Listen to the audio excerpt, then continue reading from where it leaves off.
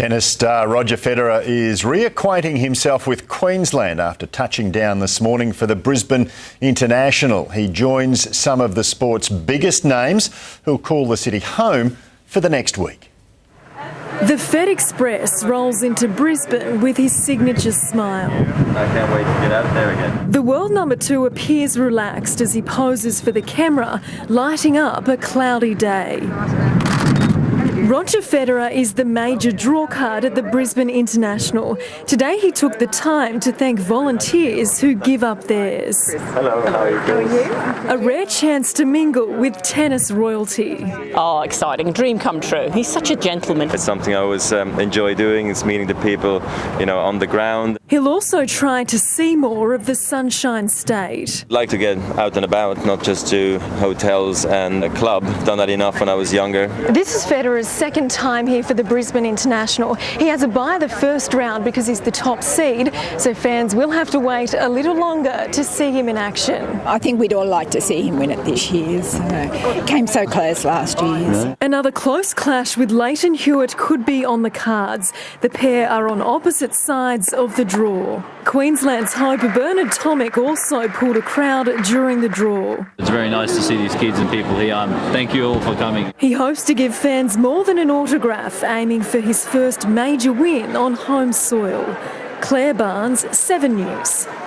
Still to come, It's not great timing for beaches to be closed in Queensland, but that is what is happening in Townsville because of 2 prowling crocodiles. Rangers are searching for the large salties. One of them is 4 metres long. Here's Claire Barnes in Townsville.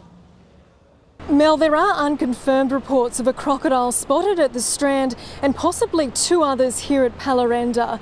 Now, the beach remains closed to swimmers after a 3.5 to 4 metre croc was seen swimming close to the shore yesterday morning. It follows a sighting of a salty last week with a turtle in its jaws.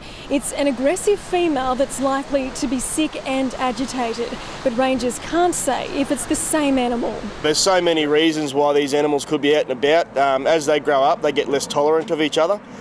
So at least one of these animals might be looking for its own little patch. I mean, they've got everything here. They've got crocodiles and jellyfish and sharks. It's just everything. Now, strong winds did hamper efforts to trap the crocs, but today rangers are making further attempts to capture the animals. Warning signs have also been installed along some local beaches. Authorities, of course, are urging visitors to stay vigilant. Mel? Wise advice there from 2 experienced pilots have been found dead after their ultralight planes crashed in North Queensland. A wide-ranging search was launched after the pair took off from Donington Air Park south of Townsville and didn't return last night. Claire Barnes has more. Mel, the men took off in separate aircraft yesterday morning from a small airstrip around 40 kilometres outside of Townsville. They were on a Joy flight, but when they failed to return by dusk, a major search was launched over a vast area. This morning, the wife and son of one of the pilots were told the tragic news by police. A short time later, Trevor Friend paid tribute to his father, Robin. Tribute to my father. He's had a wonderful life. He's had a lot of close calls in the time, beat bowel cancer, but he's always loved his flying. He's always been pretty fastidious about it, and what more can I say? Yeah, he'll be sadly missed. I found them personally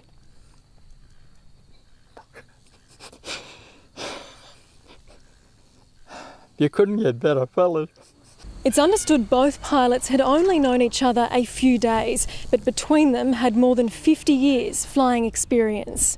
More loved ones have arrived here now to comfort each other. Authorities are investigating how both ultralights could have crashed. Mel? Thanks, Claire. A woman has survived crashing into a cliff. The sights and sounds of the V8 supercars have taken over North Queensland. Reporter Claire Barnes is in Townsville's pit lane. A short time ago, I asked her what the atmosphere was like. Rod, this is one of North Queensland's biggest events, and there were perfect winter conditions for day 1 of racing. The roar of the V8s can be heard across the city, with cars reaching speeds of up to 270 kilometres an hour. Many motorsports fanatics claimed their trackside position from early this morning. Organisers are expecting around 140,000 people through the gates over the three-day event.